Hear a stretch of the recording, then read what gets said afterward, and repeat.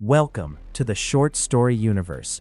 If this is your first time here, be sure to subscribe and click the bell notification button to keep up with the epic comic book content on this channel.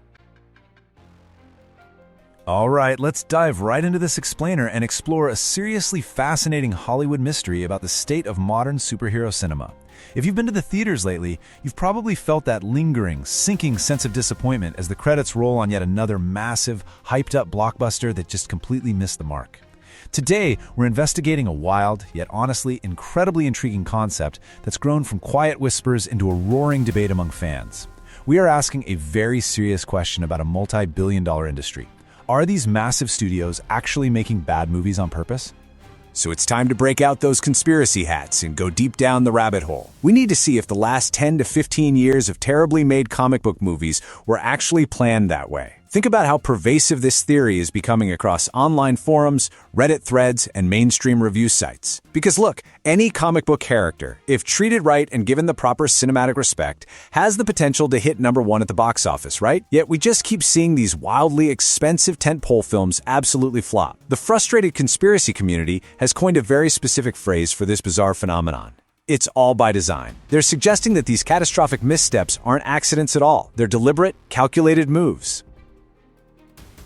Let's pretend for a second that a hypothetical 2026 Supergirl movie was totally amazing. There are some really simple elements any studio CEO would make sure are in place to make it a must-see blockbuster. You'd start with a lead who's instantly charming, right? Someone who just effortlessly captures your heart from the very first frame. Then you pair them with fantastic costumes that honor the source material, anchor it all with a deeply thought-out story, and capture it with outstanding 4K visuals that make every penny of that ticket price feel worth it. Throw in a major DC villain or maybe a really compelling original one, and make sure the soundtrack hits you right in the chest with absolutely perfect needle drops. It seems incredibly simple, doesn't it? This is the fundamental checklist for a massive cinematic success. Literally the bare minimum required to get an audience emotionally invested. And bringing in folks like Guy Gardner, Mr. Terrific, and Hawkgirl brilliantly illustrates how weaving characters from, say, a 2025 Superman movie directly into the plot easily gives audiences more backstory. It builds the universe organically rather than feeling forced. Instead of some cheap, shoehorned cameo that ruins the pacing just for a quick round of applause, you integrate meaningful side characters naturally. Imagine them existing seamlessly within the world and actually driving the plot forward. When universe building is done like this, the movie becomes a true must-see because it cleverly connects past, present, and future projects. It just makes the whole cinematic universe feel deeply lived in. Interesting here is the stark contrast between what is so easily possible and the poorly written, unlikable reality we're actually getting. We all walk into the theater expecting the gold standard, well-written scripts, engaging heroes, a cast we actively want to root for. But the reality, we are constantly handed a completely different story. We get convoluted plots, absolutely riddled with holes, characters making totally illogical decisions, and ensembles that are just entirely unlikable. It's a baffling disconnect. When the gap between the obvious formula for success and the final product is this massive, you can see why it genuinely starts to feel like some of these films are purposely designed from the ground up to underperform.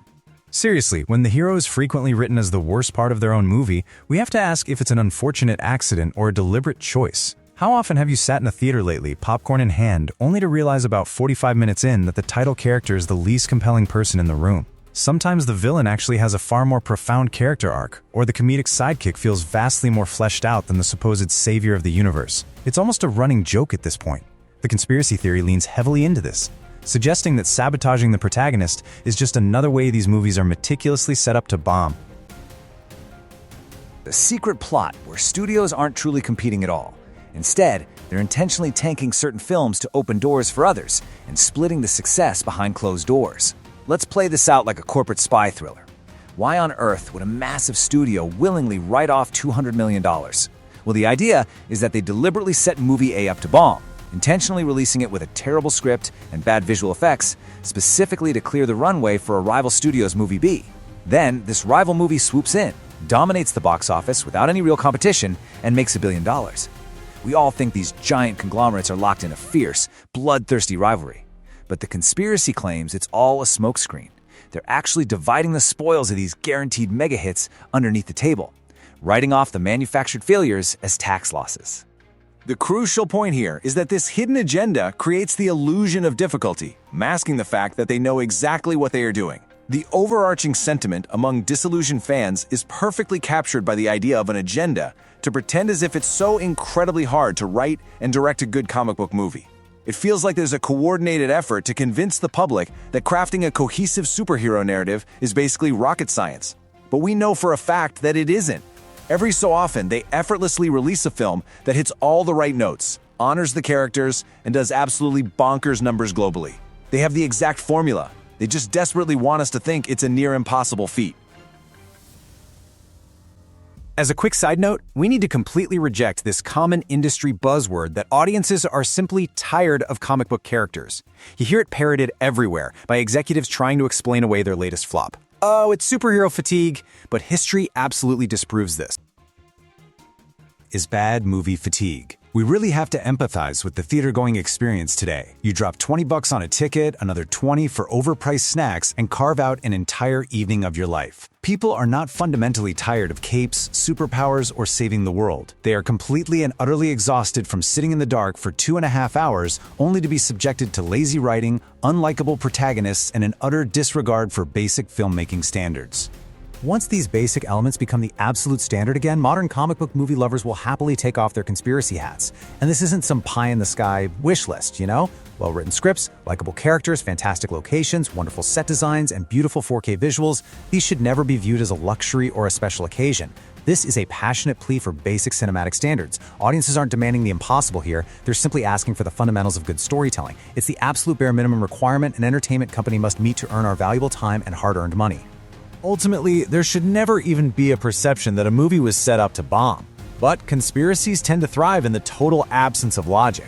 When a multi-billion-dollar studio continuously makes bizarre, self-destructive, and seemingly illogical decisions, the human mind naturally seeks out hidden agendas just to make sense of the madness. When studios finally return to making movies that consistently hit those required standards of quality, fans will gladly take those tinfoil hats and place them right back on the top shelves of their closets. The theories exist purely because the drop in quality has been so shockingly steep that it genuinely feels intentional. So, as we wrap up this explainer, I'll leave you to ponder this. Are the studios really pulling the strings in a grand, under-the-table conspiracy, or have they simply forgotten the basic blueprint for making a great movie?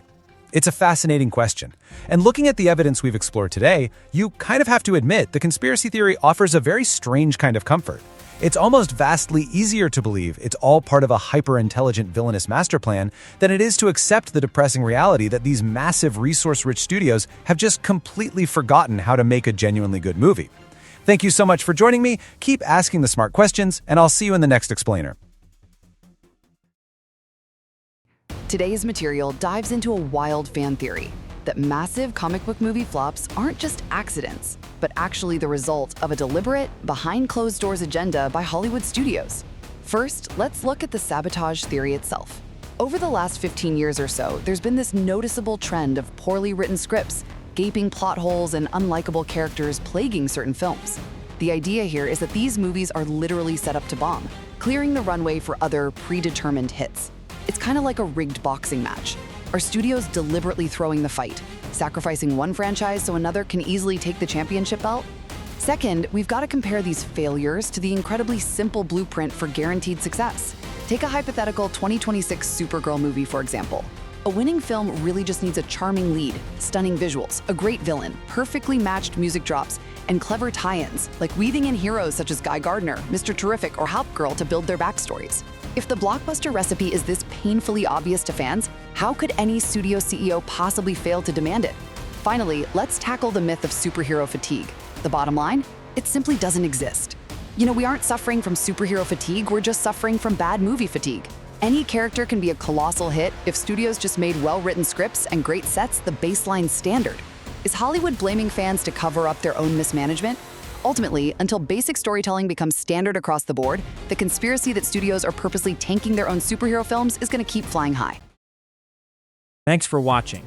Don't forget to comment below. Hit that like button. It helps the channel more than you know. You can help this video go viral by simply sharing it. Subscribe to this comic book channel for more deep dives into original comic book stories and everything in between. Click the bell icon so you'll never miss when a new video drops. You know you totally enjoyed the video, so hype it up. Let's go. Want to support this channel directly? The PayPal link is down in the description and on the homepage. It helps with creating more epic comic book content for this channel. Reminder, a new short story universe video is coming soon. Stay creative, keep imagining, and remember that every story is a short story.